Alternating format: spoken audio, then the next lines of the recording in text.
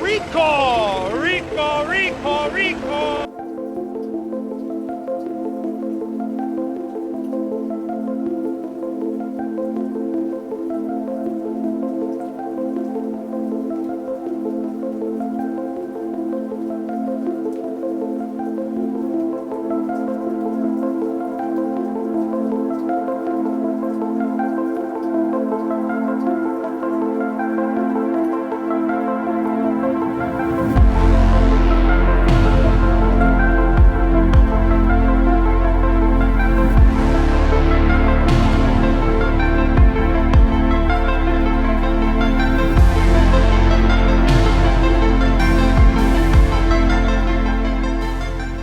So let's go back to the beginning of 2024.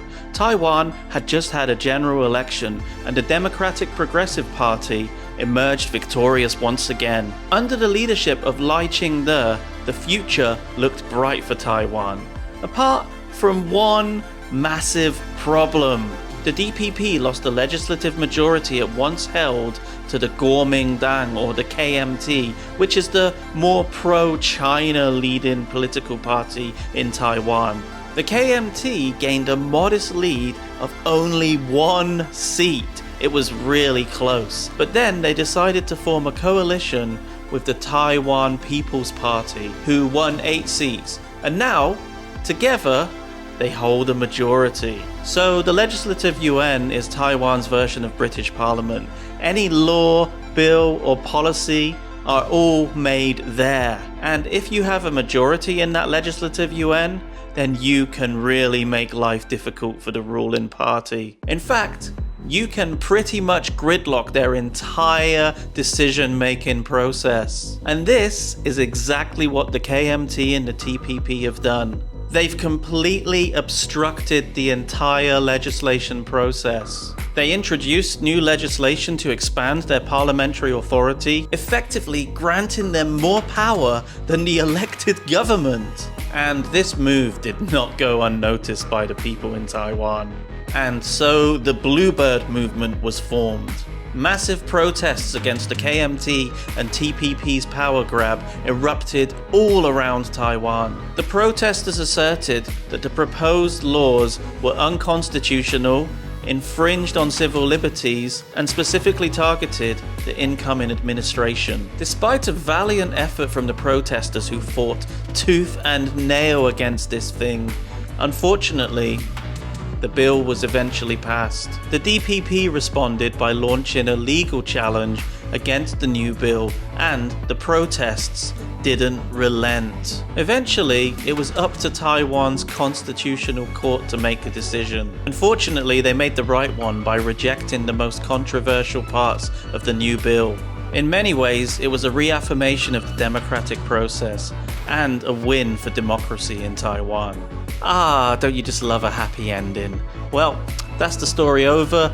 Democracy prevails. Win-win-win for Taiwan, right? Wrong. Our story isn't over yet. And what the KMT did next is truly disturbing. Not feeling content with their attempt to undermine the legislative process in Taiwan, they outright went out of their way to try and destroy it. They declared the Constitutional Court enemy number 1 and introduced some new laws to strip the court of its decision-making powers and its powers to intervene in future legislation. This effectively gives them unchecked power when creating new legislature. The Constitutional Court, which once had sole power over legislative review, thanks to this bill, has no power at all anymore. The irony is not lost.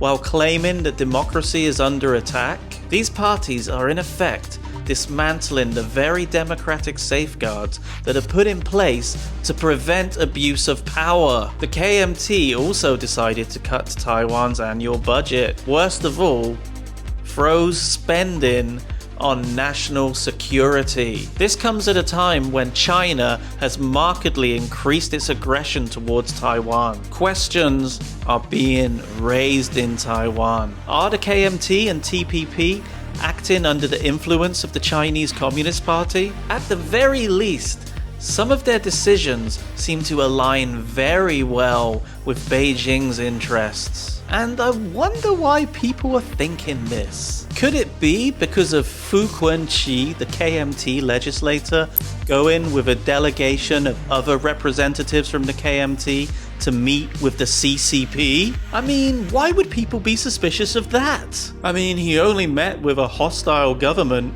that's threatening to invade his country every single day. Why would people be suspicious of that? When they went to Beijing, they met with top CCP official Wang Huning, and boy, that meeting was used in propaganda all around China. Are you surprised? In the meeting, Wang expressed disapproval of Taiwan separatists, and he called for more frequent exchanges across the Taiwan Strait. He told the group that we are Chinese and one family. We hear this all the time from the CCP. What they mean by this one family thing is, we want to take over your country. It's also interesting to note that in the same year, former Taiwanese president from the KMT, Ma Ying-jeou, went to Beijing to meet with Xi Jinping, or as I like to call him, Xi Baozi. Such meetings raise serious questions about political loyalties and national sovereignty. So all of these events have led up to something that's truly remarkable that's going to happen on July the 26th of this year. It's time for the Great Recall. It's a moment that holds significance not only for Taiwan, but for democracies all around the world. And these democracies are definitely watching what's happening right now in Taiwan. It seems that Taiwan is establishing a new democratic blueprint, one that empowers citizens that are disillusioned with ineffective lawmakers to take matters into their own hands. Public frustration has reached a boiling point, and the people of Taiwan are no longer willing to stand by and watch as their democratic institutions are undermined and their future put at risk. So the Great Recall is huge, and massive amounts of signatures have already been collected. When enough signatures are collected, it triggers a vote, and then the people of Taiwan will get to decide if they want to remove that official from office. So far, all 37 district members of the KMT are facing recall efforts, and we're going to see the outcome of this on the 26th of July. It's a really important time in Taiwan, and although we only have a short time before we get the outcome, it's still uncertain what's going to happen. This whole thing just could completely backfire, and the KMT could come out in a stronger position. It's just so uncertain. But no matter the result, I am in complete awe and admiration for the political system in Taiwan right now. So as I said, the outcome is unclear.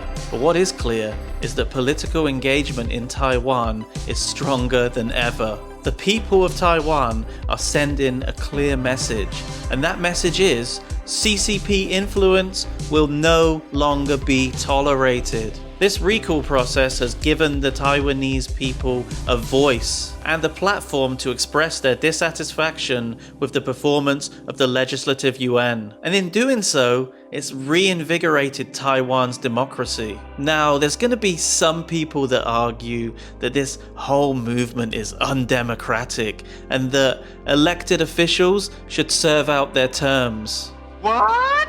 However, I would argue that this is the very essence of democracy. If lawmakers fail to act in the public's interest, then citizens have every right to hold them to account. This is a wake-up call to corrupt politicians who exploit democratic systems while at the same time cozying up to authoritarian regimes. The people of Taiwan have had enough of that, and their determination offers an example to democracies everywhere. The United Kingdom too could learn from Taiwan's assertive defense of democratic principles. If anybody ever says that Taiwan belongs to the People's Republic of China, then remind them of Taiwan's Great Recall movement. This is the type of movement that would never happen in China. Man, I can't wait until July the 26th. This is going to be fun. Taiwan, 加油!